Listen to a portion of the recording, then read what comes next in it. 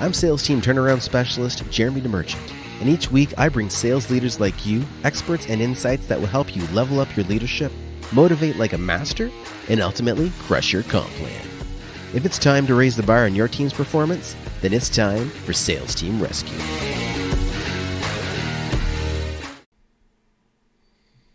Welcome to Sales Team Rescue, episode number 89. I am your host, Jeremy DeMerchant, and today I want to talk to you about hiring for fast results. And to be transparent, this episode's coming up as I am working to find a bunch of really great reps for a couple of clients of mine. So part of what we do when teams grow, because we want to help teams grow, we also help them find the right candidates.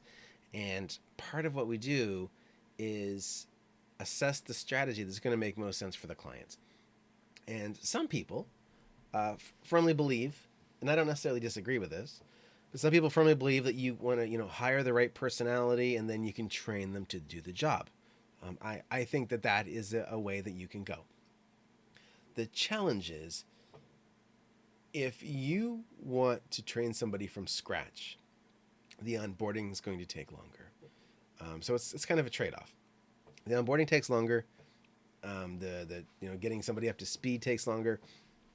And although you're going to have the ability to train them exactly how you want, if you aren't fully trained or in a place where you've developed your systems prior to them showing up so that they can be trained quickly. So, for example, if you're an expert, you want to bring on your first sales rep, but you've kind of been doing it all by the seat of your pants. You go by your gut, your product, you're running on founder's fuel, and you can handle any question because you've been doing what you do for the past 20 years, right?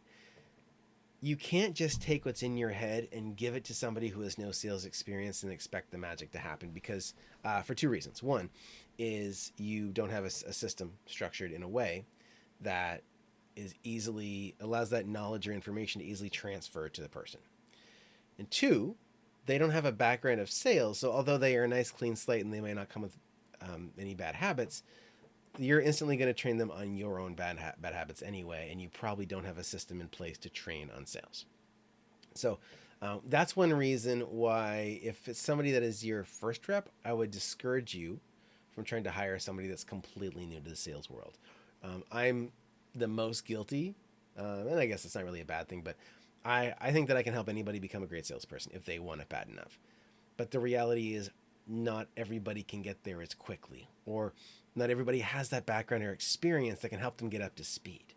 And so if you want to get somebody selling in a role in your company and get them up and rolling as fast as possible to start those sales coming in as quickly as possible, first of all, just be clear that when you bring on your first sales rep, your sales are going to drop. Okay, there's going to be a learning curve for the person no matter how much experience they have.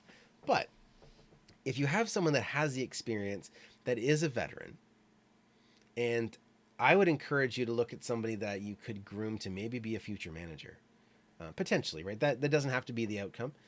But if somebody has the experience, they can jump in and they've got the ability to give you some feedback on your sales processes.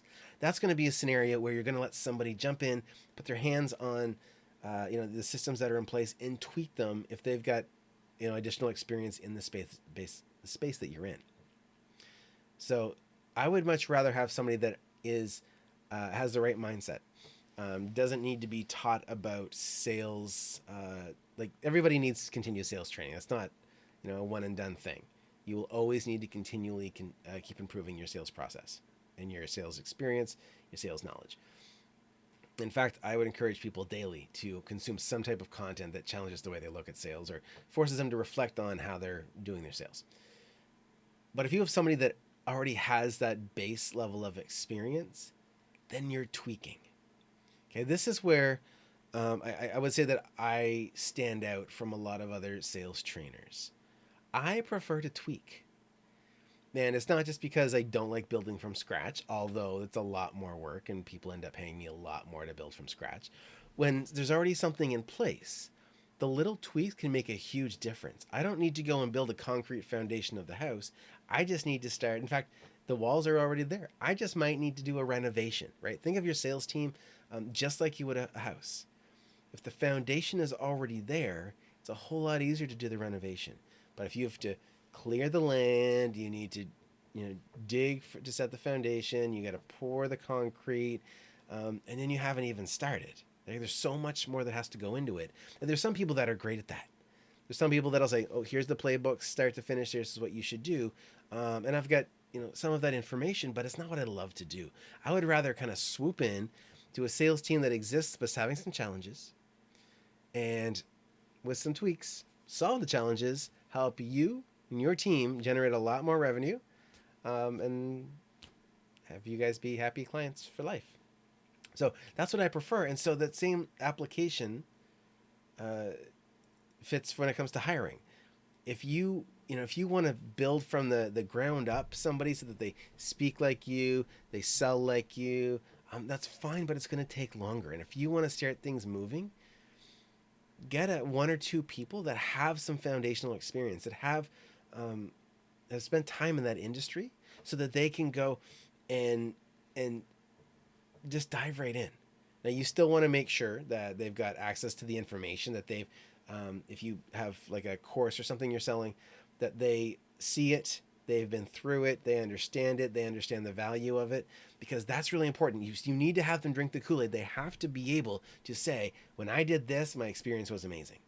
So whenever possible, create that scenario for your reps to be able to actually experience what it is that you're teaching your audience. Okay, very, very, very important. This is why insurance companies strongly encourage their sales reps to buy insurance from themselves, where it's legally able to be done that way, or from somebody else. But they still want to have the sales rep holding a product from the company. When I worked at a bank, I got a bank account at the bank. I got a Visa card from the bank. I got a credit line from the bank. So I could talk about my experience with the products. Very, very important.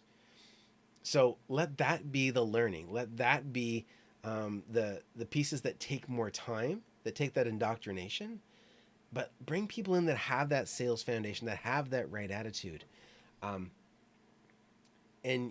use that lens to look through when you're doing interviews. So, for example, I had someone very recently that was scheduled with an interview for me, and the first time the interview happened, the person was a no-show, which obviously is not great for brownie points. But my team did manage to book this person again. Now, going forward, that won't be happening. If somebody no-shows, they don't get booked. So, by the way, if you're applying for a job with my team or one of my clients, don't no-show. But what happened was, instead of the person going out and making sure they had all the information for the call, because it was a Zoom call, they sent a message to one of my team members' LinkedIn accounts 2 or 3 minutes after the call was supposed to start, saying, "Is this a call or a Zoom? I'm waiting." And of course, I'm not monitoring their LinkedIn accounts. I'm just showing up, and this person had access to all the call information. It was in the meeting invite. And so, and the reason I bring this up specifically is because the mindset you're looking for is someone that's willing to hustle to make it happen. And think about it as if this is somebody doing a sales call for you. How soon do you want them to know that they don't have all the information, or to make sure that they have all the information? Probably shouldn't be 2 minutes after the call was scheduled to start, right? Ideally, your sales reps are digging up the information, checking what's coming up on the next day, on their next in the calendar for the following day, the night before, and checking, hey, do I have this information? Do I need to send text reminders off to confirm the appointment with these people? How do you increase that show up rate? But more importantly, what's the mindset? How important is it for them? They're sitting back going, well, I guess we'll see if somebody shows up. Or they're like, well, maybe Jeremy will reach out to me and tell me where the link is, instead of me having to go click on the calendar invite or open up one of the emails. So for me, and transparently, this person won't get another interview for a couple reasons. One, obviously frustrating from my end to feel like I was no-showed twice in a row. But two, was that the reason why he didn't show up the second time was because he claimed he couldn't find the information and didn't reach out until 2 minutes after the call was supposed to start. So that's the kind of behavior you can watch for. Are people showing up, on time for a call? Are they early? Are they late? When it comes to the interview process, that's a big deal. But get a feel for how they act, because you can safely assume that the way they show up for an interview is probably actually better than they would show up for a normal sales call, because they're trying to pitch you. And people, as salespeople in general, tend to add higher volume. They can slip because they're doing so many calls that sometimes they're not quite 100% on their game. So let's see what they are when they're at the top of the game. And if their top of the game doesn't come near where you want it to be, then you know that when they're having an average day, they're going to struggle. So that's a scenario that I want to share, because we want to make sure that people have that base, that foundation, and they have that hustle from the start. If I'm giving you leads, if I'm booking into your calendar, I don't care if you didn't see the link. I want you to go looking for it.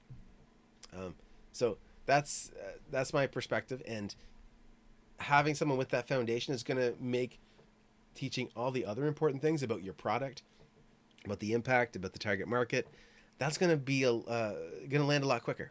Because if the general foundation of sales is there, someone's been a sales rep, this person has had success, then there's the foot in the door. And it's just going to be much easier to tweak their sales process, the way they approach it, to more reflect what you think it should be and to match your brand, than it is to train somebody from the ground up, because it's just going to take too long. If you've got a greater runway, you've got 6 months before a launch, you want to bring somebody in, great, as long as you've got some leads for them to practice on and calls for them to listen to and things like that. But as a general rule, get someone with a foundation. It'll make your life a lot easier, especially if it's your first or second rep, right? Bring a couple in, but bring them in with experience so that you're just tweaking. Okay, so hope that makes sense, guys. Thanks so much for checking out the episode today. This is episode 89 of Sales Team Rescue. And the topic was hiring for fast results. And again, to summarize, to hire for fast results, bring on people that have that base level of experience, that exhibit the behaviors that you want in your sales team. And when you're going through the interview process, assume that what you're seeing is the highest and best level of them. And ask yourself, if they show up below that, if they showed up for a sales call at 70% of that, would that be acceptable to you? Use that as your gauge. Go forward. Go find some phenomenal people. And if you are a rockstar sales rep who's looking for new opportunities, shoot me a message, reach out to the team. You can hit us up at team@permissiontosell.com if you are looking for potential opportunity. And if you are in a place where you are looking to grow your sales team or looking to start your sales team, then go to salesteamrescue.com, scroll to the bottom or click the link that says book a time, and it'll take you to the bottom, and schedule a complimentary call with me. We're going to jump in and see if you're ready to grow. I want to take a look under the hood and see if we can take the engine that you have that is your business and run it at 100 miles an hour without it exploding. Okay, we got to make sure you're ready before we start bringing in people. But once you're ready, we're happy to help. Okay, guys, also be sure to check out the replay of previous episodes and, of course, a link to the podcast at salesteamrescue.com. I'm Jeremy DeMerchant, the sales strategist, and we will see you right here next Wednesday at 2 p.m. Eastern on Headspace TV. Cheers, guys. Thanks for joining me. Let's keep the conversation going. You can find more episodes and a link to join our online community over at salesteamrescue.com. If you haven't already, be sure to hit subscribe and give the show a review to help us reach more sales leaders like you. If you'd like our support in creating your own high-performance sales team, book a call with us at salesteamrescue.com.